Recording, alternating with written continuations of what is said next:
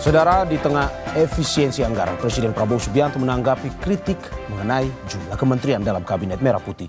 Prabowo bilang tidak peduli, yang penting rakyat lihat bagaimana hasilnya.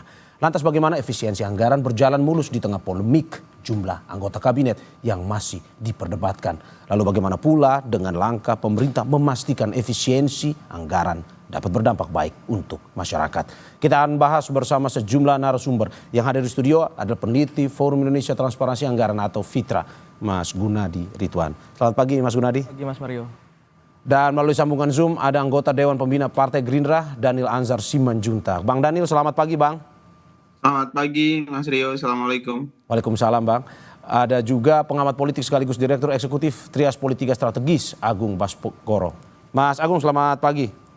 Pagi Mas Mario, Bang Daniel, Gunadi, dan pemirsa semua. Selamat pagi Bapak-Bapak semua, terima kasih sudah hadir di Dialog Sapa Indonesia Pagi pada hari ini. Saya ke Mas Gunadi dulu, walaupun sebenarnya Bang Daniel pengen ngomong duluan sebenarnya terkait dengan efisiensi ini, tapi saya ke Mas Gunadi. Mas Gunadi melihat ini, kalau dari Fitra sendiri melihat ini selaras nggak sebenarnya?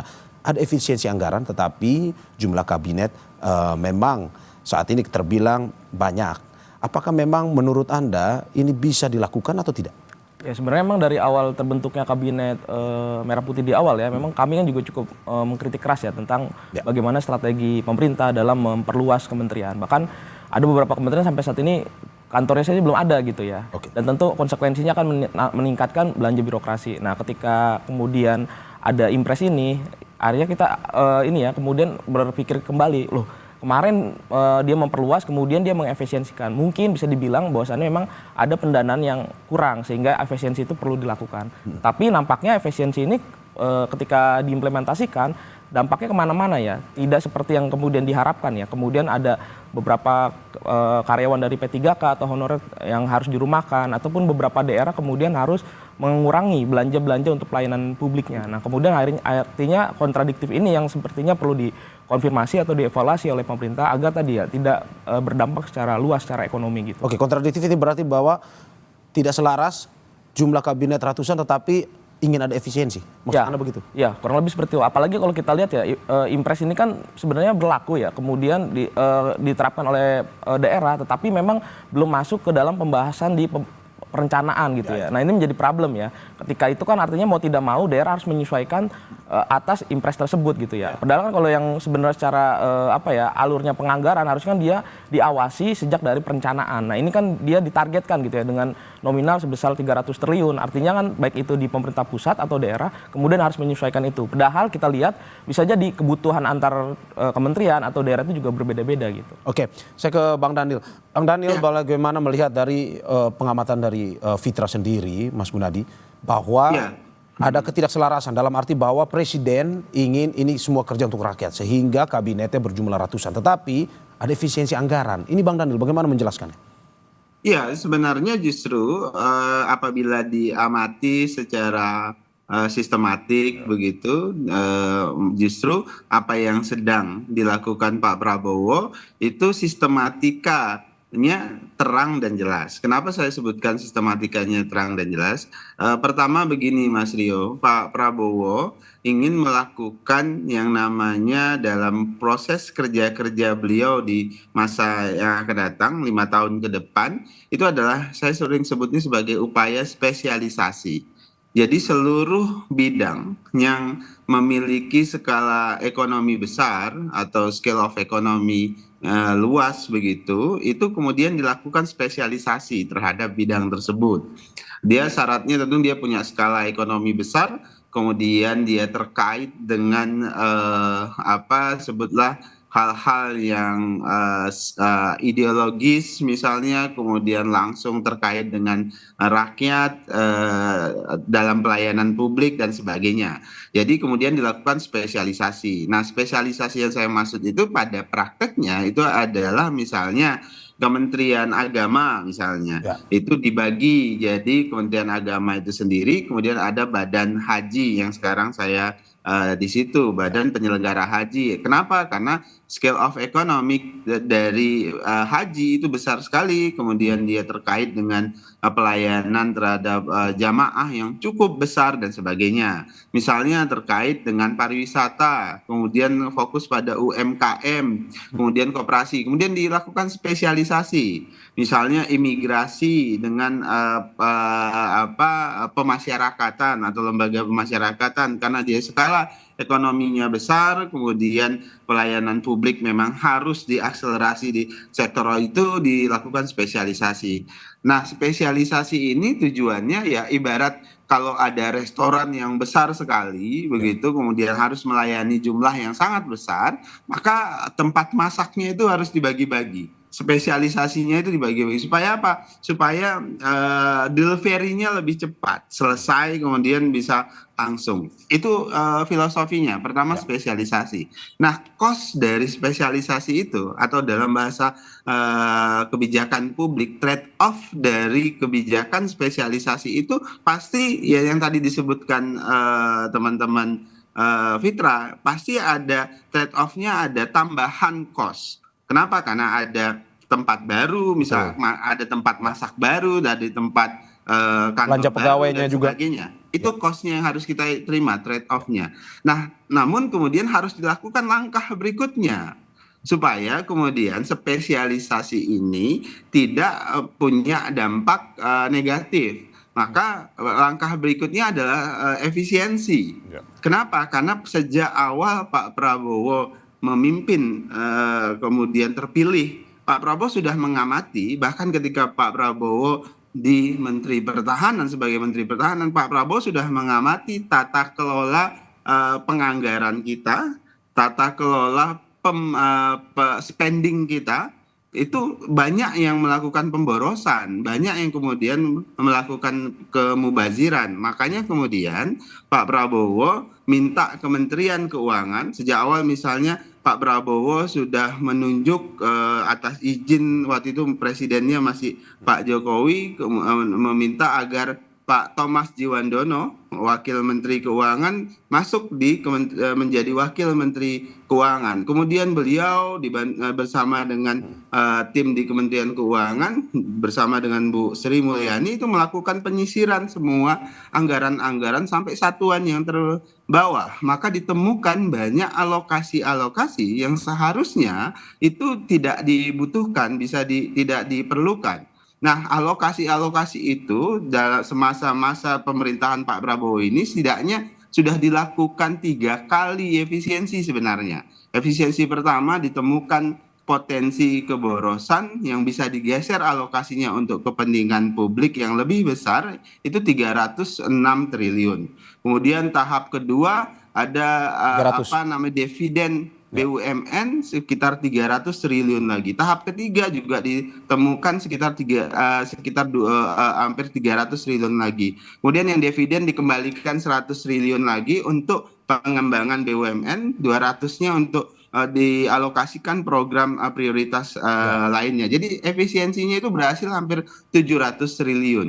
Nah, itulah yang kemudian nanti dialokasikan untuk program-program prioritas dalam rangka penyediaan lapangan pekerjaan, misalnya, kemudian banyak program-program lain, pembangunan sekolah baru karena banyak sekolah-sekolah kita yang rusak, kemudian juga terkait dengan makan bergizi gratis dan sebagainya. Nah, catatannya efisiensi itu tidak ada dan tidak boleh terkait dengan pemotongan di sektor-sektor yang langsung terhadap pelayanan publik. Misalnya kesehatan, tidak boleh terkait dengan pelayanan langsung terhadap masyarakat, tidak boleh dipotong.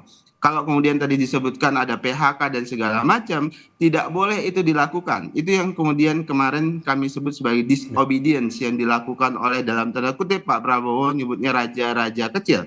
Dan itu langsung ditindak dan diperintahkan Pak Prabowo untuk ditindak. Jadi tidak boleh ada PHK, tidak boleh ada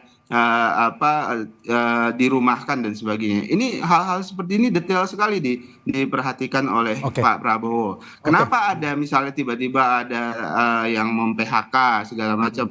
Memang sejak awal tata kelola keuangan kita ada masalah, alokasinya itu ada masalah. Inilah yang sedang diperbaiki oleh Pak Prabowo. Oke, Dan Bang, upaya tapi kalau ada perbaikan masalah, ini mendapat kritik, Pak Bolo sampaikan, Ya. saya tidak peduli. Yang Oke. jelas beliau pada saat ini mau fokus memastikan uang-uang negara itu bisa sampai langsung untuk kebutuhan rakyat banyak. Oke, Itu Bang, tapi catatan kalau ada penting. masalah atau tadi sebut Abang bilang bahwa itu ada dana yang bocor selama ini. Apakah mungkin sampai 300T, Bang? Atau bahkan sampai programnya ini sampai 700T? Apakah mungkin sampai segitu? Mungkin itu yang Ya. kami temukan. Ya. Itu yang ditemukan oleh Pak Prabowo. Ya. Itu yang disisir oleh Pak Prabowo melalui tim. Tahap pertama 300, tahap kedua 300, dividen dari BUMN. Kemudian tahap ketiga. Memang ada masalah dengan tata kelola keuangan kita, pemborosan kita, tata kerja birokrasi kita selama ini, dan itu yang sedang dibongkar oleh Pak Prabowo. Bahkan Pak Prabowo sebutkan beliau dapat perlawanan dari raja-raja kecil, dan ini nggak mudah memang. Setiap perbaikan, setiap upaya untuk memperbaiki pasti akan mengganggu mereka-mereka yang sudah status quo dan menikmati suasana keberantakan dalam tanda kutip dalam tata kelola keuangan kita. Itu yang sedang dilakukan oleh Pak Prabowo, Mas Rio. Oke, Bang. Oke, saya ke Mas Gunadi dulu. Mas Gunadi, melihat bahwa Bang Dani bilang bahwa ini sudah dihitung oleh Presiden bahwa ada 300 triliun dana kita yang bocor sehingga bisa diefisiensi dan akan dialokasikan ke program-program prioritas. Menurut Anda sampai sebegitunya 300 triliun? Ya sebenarnya sih kami juga sepakat ya bahwasannya memang perlu ada efisiensi karena memang penting ya bagi sebuah negara yang besar tentu bisa memilah gitu mana yang kemudian menjadi prioritas dan juga mana yang kemudian dianggap itu belanja yang tidak penting gitu. Bahkan kami juga di Fitra seringkali meneliti ya baik itu ketika di pemerintah pusat atau ke daerah itu banyak sekali anggaran atau belanja-belanja pemerintah itu sebenarnya cenderung kalau kita bahasa tanda kutip ya belanja ini hura-hura gitu ya. Karena tidak langsung berkaitan dengan pelayanan dasar. Misalnya kayak rapat tadi yang sudah disampaikan Bang Dani itu ya kurang lebih betul. Tetapi yang jadi masalah itu adalah tadi ya ketika pemerintah punya program populis yang cukup besar ya. Sebut saja salah satunya makan bergizi gratis. Oke lah gitu ya. Tapi di sisi lain gitu tidak dibarengi dengan pendapatan negara gitu ya yang bersumber dari banyak hal ya bisa pajak bisa PNBP dan sebagainya gitu. Nah itu sepertinya kebijakan tersebut harus dibarengi gitu dengan strategi pendanaan gitu. Nah misalnya gini salah satu penelitian kawan kami ya di forum pajak misalnya ada teman-teman dari Caelios juga mengatakan bisa berani tidak gitu ya pemerintah kemudian mendorong pajak kekayaan gitu untuk meningkatkan pendapatan karena logikanya tadi ya ketika dia punya belanja besar maka dia harus punya pendapatan yang harus diimbangi gitu. Terus yang kedua adalah dampaknya gitu ya ketika itu efisiensi dilakukan di level pemerintah pusat ada juga kan yang senilai 50 triliun ya yang diefisiensikan di pemerintah daerah. Nah kemudian juga yang paling besar itu kalau tidak salah kami lihat ada di DBH ya pajak dan non pajak gitu ya khususnya berkaitan dengan sumber daya alam. Nah itu juga merugikan teman-teman daerah gitu apalagi salah satu DBH ini kan berbeda dengan skema dana transfer lainnya yang mengikuti kesanggupan keuangan negara ya tetapi ini juga berdasarkan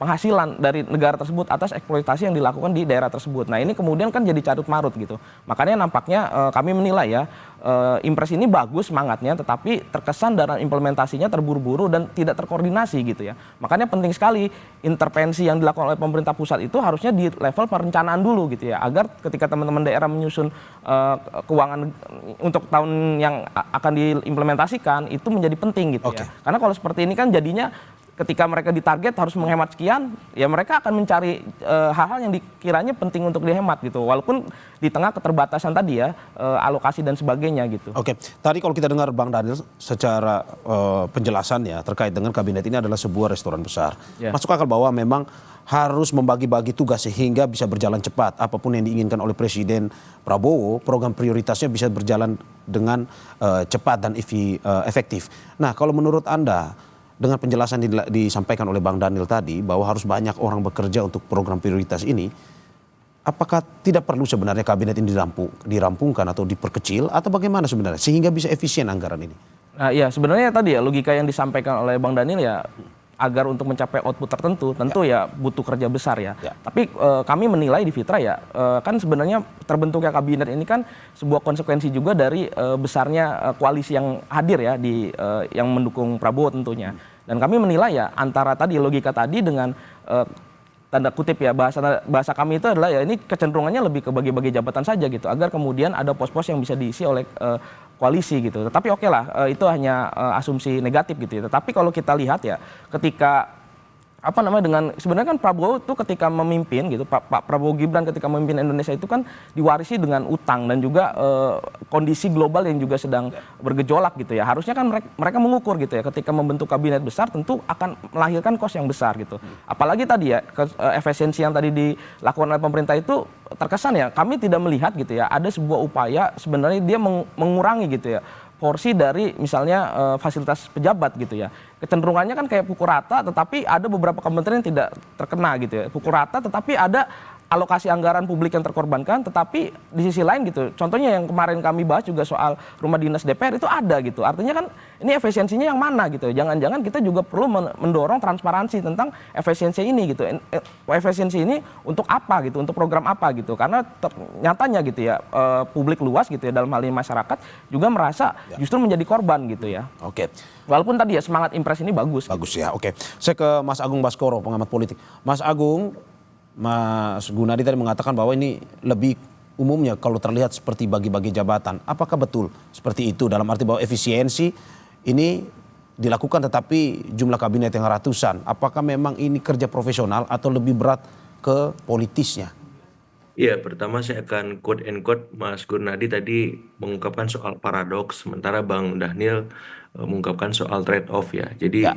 memang di tengah wacana efisiensi kabinet ini besar, itu memang kurang sinergis dalam artian perlu penyesuaian-penyesuaian yang besar, panjang sehingga ada harmoni dan sinergi yang terbentuk. Ya. Yang kedua, memang ini bisa menjadi ujian bagi koalisi Indonesia Maju Plus maupun Kabinet Merah Putih karena efisiensi ini dilakukan di tengah Pak Prabowo ingin menggenjot profesionalitas para menteri, wakil menteri, kepala badan dan wakil kepala badan. Gimana ini caranya? Anggaran terbatas, saya harus kerja maksimal. Yang kedua, ini juga bisa menjadi ujian bagi birokrasi, ya. Kemudian bagi kepala daerah juga, kalau mereka tidak maksimal, ya, memotong, menyisir anggaran dengan baik, akan dilihat dengan jeli oleh publik, oleh pemerintah pusat juga. Karena ini yang sudah menjadi kritik oleh Pak Prabowo kemarin dalam pidatonya di Harlah Muslimat ya, bahwa ada raja-raja kecil dan ini ya mau nggak mau harus ditertibkan, bahasa beliau diganti, dihilangkan seperti itu. Jadi saya kira ujian ini bukan ujian yang mudah karena memang terkait dengan budget operasional, budget keseharian para menteri, kepala badan, kemudian birokrasi dan kemudian kepala daerah. Dan nanti mungkin mereka akan di-retreat soal penyesuaian tersebut. Dan ujian ini kalau misalkan nggak berhasil dilewati oleh semua tadi, maka bisa jadi ini akan menjadi momentum untuk dalam tanda petik merampingkan kabinet, mengevaluasi koalisi, sekaligus ya membuat pengawasan yang lebih intensif lagi. Karena ini yang akan menjadi gongnya atau garda terdepan memastikan bahwa saat impres dikeluarkan apakah memang benar-benar pos-pos anggaran yang sudah disisir itu memang sudah sesuai peruntukannya. Ibarat kata ini memang sesuai prioritas, punya outcomes yang jelas, dan inklusif melibatkan banyak pihak atau padat karya sehingga multiplier effect yang dikhawatirkan tidak maksimal bisa terjawab. Jadi saya kira itu yang memang menjadi dasar bahwa ya ketika efisiensi dilakukan pekerjaannya tidak mudah dan ini bukan hanya PR bagi Pak Prabowo untuk memastikan manajemen yang beliau kelola dalam kabinet maupun di bawahnya bisa maksimal, tapi juga person by person para menteri diuji, para birokrasi juga, kemudian kepala daerah dan mereka akan dipelototi ya. Kalau Pak Prabowo yang melototi publik, kalau mereka yang melototi Pak Prabowo bersama DPR seperti itu. Nah, kira-kira mana nih yang akan menjadi celah? Saya kira kita berikan waktu supaya bisa bekerja dan membuktikan bahwa ini memang minim pemborosan, minim penyalahgunaan anggaran dan seterusnya, sehingga ketika nanti 3 bulan berikutnya ini bermasalah, kita tinggal menyampaikan bahwa ini kurangnya, ini hal yang harus dirubah, diperbaiki sehingga ini bisa semakin lebih baik lagi, Mas Mario, seperti itu. Oke, Mas Agung, bagaimana 2029 kita melihat Presiden Prabowo? Apakah memang kabinet ini juga akan mengarah ke sana atau bagaimana sebenarnya? Otomatis ya, karena sudah ada pendeklarasian beliau sebagai capres, mau Ya. tidak mau pilihan paling objektif untuk semua kabinet ya anggota koalisi adalah mensukseskan program beliau di periode pertamanya ini. Nah, kalau ada yang bermasalah, sebagaimana dinamika kebijakan 100 hari kemarin, ada yang viral soal LPG, kemudian soal PPN 12% yang nggak jadi naik, sekarang efisiensi, dan hal-hal lain yang mungkin saja mengemuka kalau memang para anggota kabinet ini tidak benar-benar tertib ya Ya. berkomunikasi, melakukan sosialisasi, sehingga ketika pemilih nanti ditawarkan Pak Prabowo di 2029, dalam tanda petik bisa saja ragu. Tapi kalau Pak Prabowo beserta kabinetnya luar biasa penampilannya, performanya, pemilih dengan sendirinya akan memilih dan tidak perlu mikir-mikir panjang lagi untuk melirik calon-calon penantang yang lain seperti itu. Oke, oke, saya ke Bang Daniel. Bang Daniel, saya mau Ya. ada dua pertanyaan. Pertama, bagaimana mengefektifkan kementerian pada akhirnya di tengah efisiensi anggaran ini, dan juga bagaimana melihat apakah benar dengan efisiensi anggaran ini mampu menjaga stabilitas konsolidasi politik. Tapi jangan dijawab dulu, Bang. Kita saksikan usai jeda.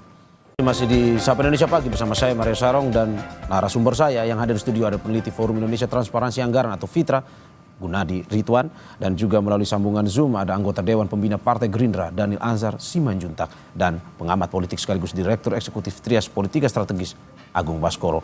Saya ke Bang Daniel dulu. Bang Daniel, bagaimana memastikan bahwa kinerja kementerian pada akhirnya ke depan bisa berjalan optimal di tengah efisiensi anggaran yang dilakukan oleh Presiden? Ya, pertama itu instruksi presiden itu diminta oleh presiden atau disampaikan oleh presiden berulang kali, itu harus dilaksanakan sebagaimana mestinya.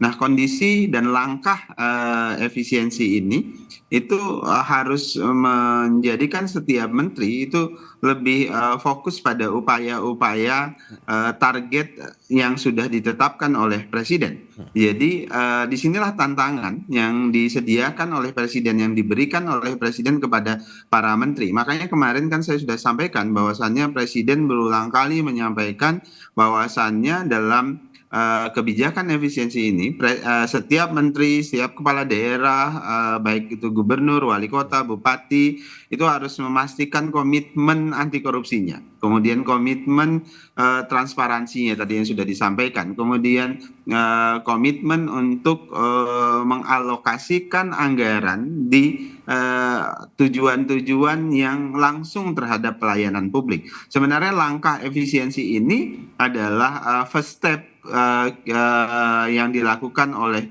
presiden untuk memastikan penganggaran kita itu bisa lebih transparan, penganggaran kita itu bisa lebih ekonomis, efisien, dan efektif. Dan dengan cara begitu, maka setiap birokrat, setiap menteri, setiap kepala daerah itu bisa fokus pada targetnya. Kemudian kedua, Mas, dalam kebijakan-kebijakan efisiensi ini juga disertai dengan kebijakan-kebijakan paket ekonomi yang banyak melalui impres-impres yang dikeluarkan oleh Pak Prabowo. Misalnya ya, setiap investasi kegiatan usaha yang dilakukan oleh investor di Indonesia itu presiden mengeluarkan instruksi presiden atau peraturan presiden bahwasannya tidak boleh menggunakan atau rekeningnya uang hasil kegiatan ekonomi di dalam negeri itu menggunakan rekening atau bank di luar negeri. Semuanya harus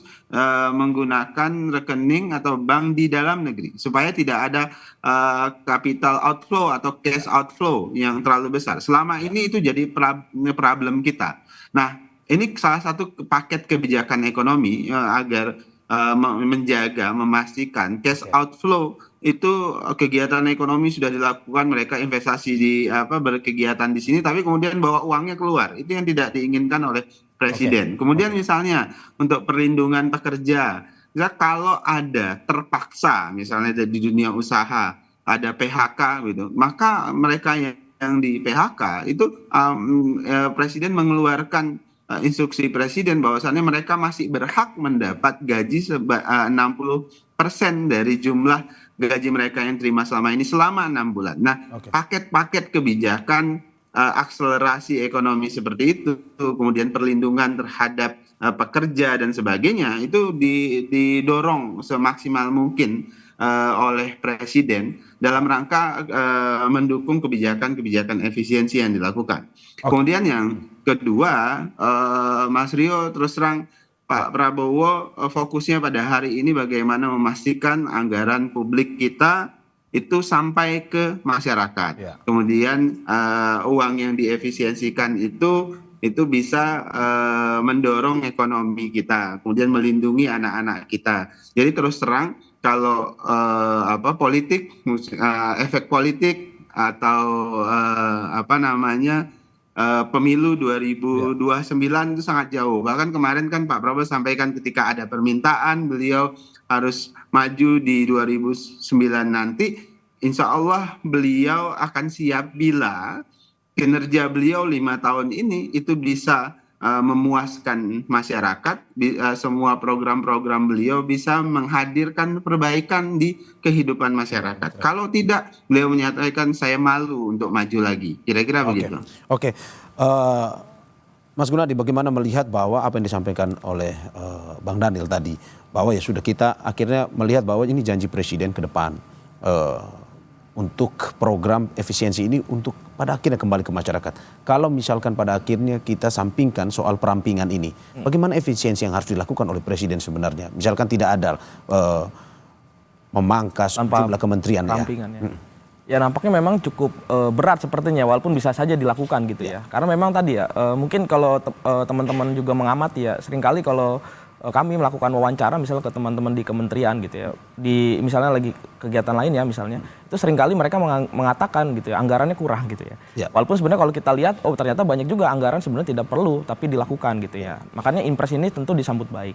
Tetapi yang jadi masalah bagaimana di tengah tadi ya, di awalnya dengan kabinet yang cukup besar, kemudian ingin dilakukan efisiensi. Maka sebenarnya kan langkah yang paling bisa memungkinkan dilakukan adalah tadi ya, meningkatkan pendapatan negara gitu ya. Artinya agar apa tadi, efisiensi ini dibarengi dengan peningkatan pendapatan negara. Karena kan jelas ya, kenapa impres ini muncul kan karena tadi ada program besar dari pemerintah pusat yang sepertinya perlu terlaksana dan perlu menggunakan alokasi yang besar gitu ya. Maka ya mau tidak mau tadi harus dibarengi dengan strategi pendanaannya gitu ya. Yang jelas jangan sampai tadi ya pemerintah berhutang atau jual aset. Ini udah parah nih kalau sampai itu dilakukan gitu ya. Maka hal yang paling penting yang perlu dilakukan itu tadi ya, selain tadi melakukan efisiensi tentu harus dibarengi dengan peningkatan penerimaan. Misal tadi di kampanye kita juga mengingat ya, Prabowo juga punya konsen terhadap kebocoran-kebocoran di sisi pendapatan. Menurut saya juga itu perlu dilakukan gitu ya, agar tadi ya hasil-hasil dari ekonomi di Indonesia itu juga bisa maksimal dan masuk ke uang negara gitu ya. Cuman tadi kalau pertanyaan Mas Wario tadi, memungkinkan tidak dilakukan ketika ada kabinet yang besar, kemudian harus dilakukan perampingan. Tentu nanti akan ada korban gitu ya. Ya biasanya kan kalau di belanja pemerintah itu kan 40% itu kan belanja birokrasi, barang jasa itu sisanya ya 60%-an. Nah artinya ketika itu dipangkas, ya mau tidak mau ada belanja birokrasi yang terpangkas juga gitu. Karena kalau belanja barang jasa tentu nanti akan berdampak pada masyarakat gitu ya. Misalnya khususnya di kementerian-kementerian yang melakukan dekat dengan fungsi-fungsi pelayanan publik, misalnya kayak kementerian di fungsi pendidikan, di fungsi kesehatan atau di fungsi sosial gitu. Nah jadi mau tidak mau memang dampak nyatanya seperti apa kalau ke masyarakat? Ya tentu ya seperti yang kita lihat tadi ya, saya pikir di teman-teman di Kompas beberapa kali saya lihat juga banyak mengulas ya tentang bagaimana di sejumlah daerah alokasi anggaran PU-nya itu berkurang, bahkan sulit dilakukan gitu ya untuk kemudian diadakan gitu ya. Ataupun juga tadi ya misalnya di belanja pendidikan misalnya, kita tahu sendiri di nasional juga dilihat ya bahwasannya di Kementerian Pendidikan itu ada pemangkasan tentang beasiswa ya untuk di fungsi pendidikan. Nah ini menjadi penting gitu ya, makanya saya pikir juga kebijakan efisiensi ini memang tadi ya perlu dievaluasi kembali, ditinjau ulang agar prakteknya tadi sesuai gitu ya. Karena sebenarnya kan antara yang diimpreskan dengan yang terjadi itu kan suatu yang tidak diprediksi oleh pemerintah gitu. Bahwasanya ternyata ada impact lain gitu. Nah makanya kami juga menilai ya ini menjadi pelajaran gitu bagi pemerintah pusat tentu ya, ketika membuat kebijakan perlu konsolidasi ataupun kajian yang benar-benar matang gitu. Karena kemarin juga kita sempat tahu sendiri ya ada beberapa kebijakan, contohnya seperti tabung LPG itu kan juga sebenarnya tujuannya bagus ya untuk melakukan pencegahan kebocoran, tetapi praktiknya gitu. Jadi antara tujuan dan praktiknya ini selalu jadi masalah gitu ya. Itu menjadi tantangan bagi kabinet Prabowo Gibran ya soal implementasinya. Gitu. Mas Gunadi, singkat aja sebelum saya ke Mas Agung. Tadi sudah disampaikan oleh Bang Daniel bahwa ada tiga tahap efisiensi.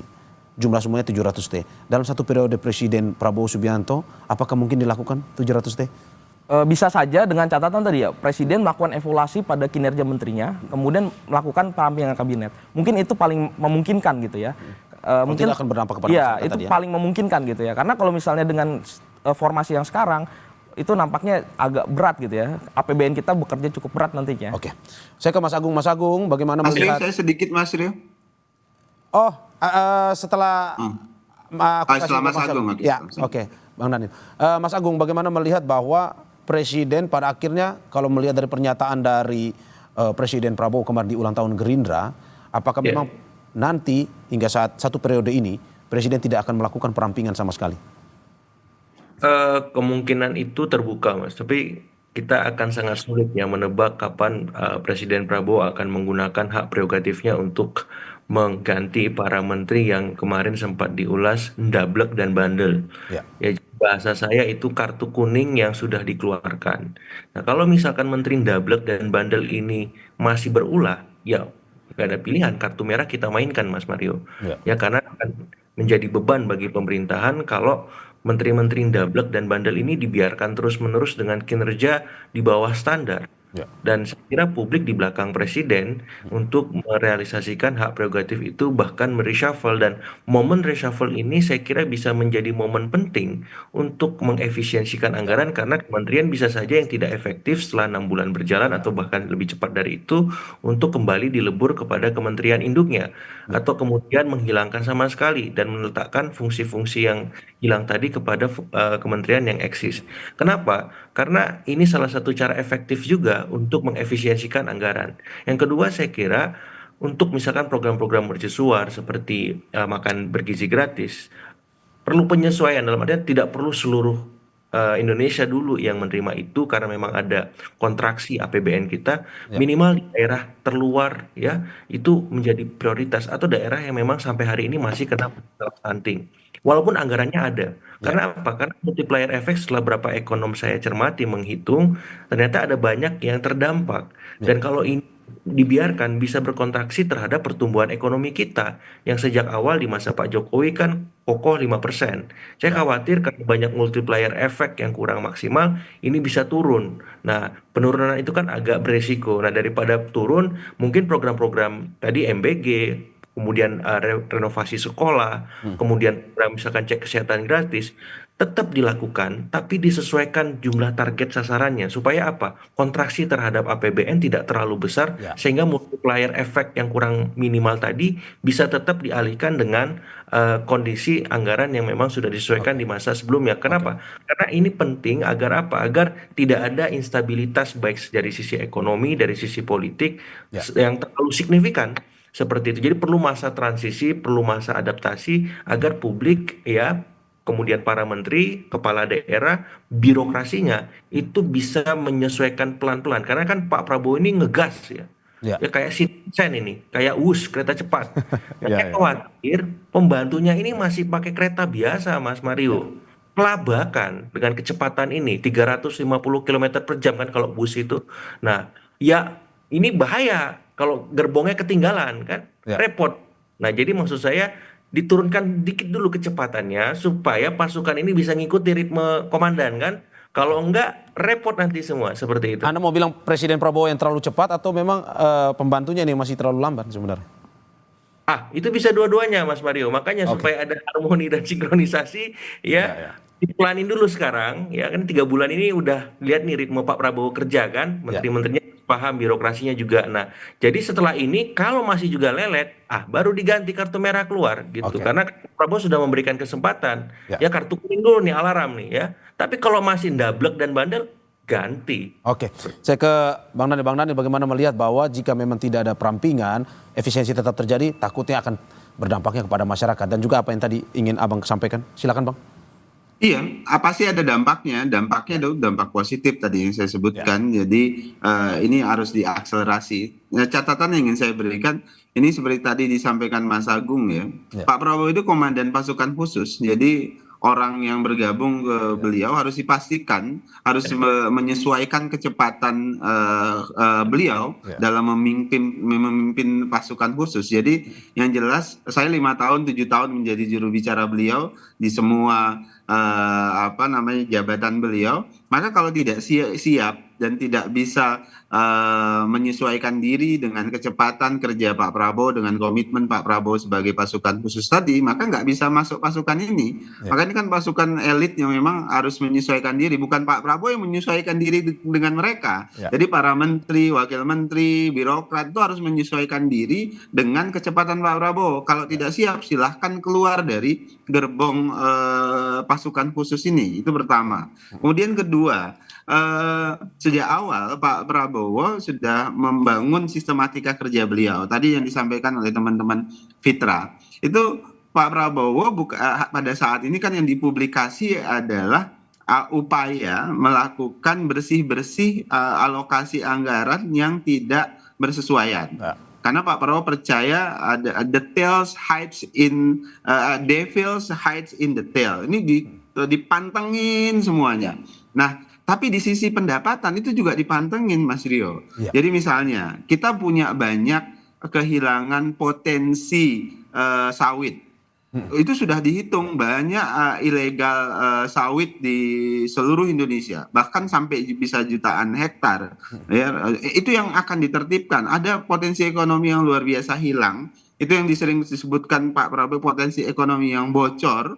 Itu hampir ratusan triliun. Nah, itu yang sedang ditertibkan. Bahkan ada tim khusus yang dipimpin oleh kejaksaan, kepolisian untuk menertibkan semua itu, termasuk tambang, potensi ekonomi tambang. Ini semuanya bicara tentang pendapatan kita, termasuk kelautan yang hampir 200 triliunan kita bocor setiap tahunnya karena ada illegal fishing yang masif. Nah, ini semuanya sedang ditata oleh Presiden untuk memastikan ada kenaikan sisi pendapatan kita, termasuk tadi yang saya sebutkan impres terkait dengan rekening harus semuanya di dalam negeri dan sebagainya. Itu semuanya adalah upaya mengakumulasikan pendapatan kita supaya lebih besar. Jadi berikan waktu Pak Prabowo, memang tidak mudah karena Pak Prabowo sedang melakukan rekonstruksi, bahkan kadang-kadang ini dekonstruksi terhadap semua sistem birokrat yang sudah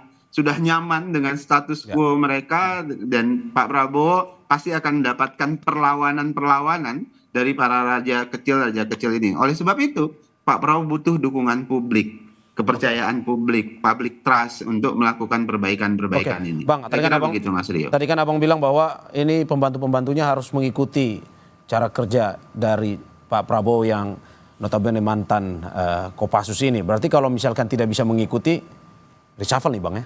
Oh, kan kemarin Pak Prabowo sebutkan kalau nggak bisa mengikuti beliau di Muslimat NU, bahkan bahasanya itu terang loh, singkirkan, kira-kira kan begitu. Itu sudah dalam bahasa yang tatarannya sudah sudah SP2, saya sebutkan sudah SP2. Kalau Agung tadi kartu kuning, asal jangan kartu pink. Oke, terima kasih Bang Daniel atas apa yang disampaikan dan juga narasumber saya ada Mas Gunadi Sadikin dan juga makasih. Mas Agung Baskoro. Semoga apa yang disampaikan bisa memberikan edukasi juga kepada masyarakat terkait dengan efisiensi anggaran ini. Terima kasih Bapak-bapak atas apa yang disampaikan. Sehat-sehat selalu. Assalamualaikum. Waalaikumsalam. Mas Dikin.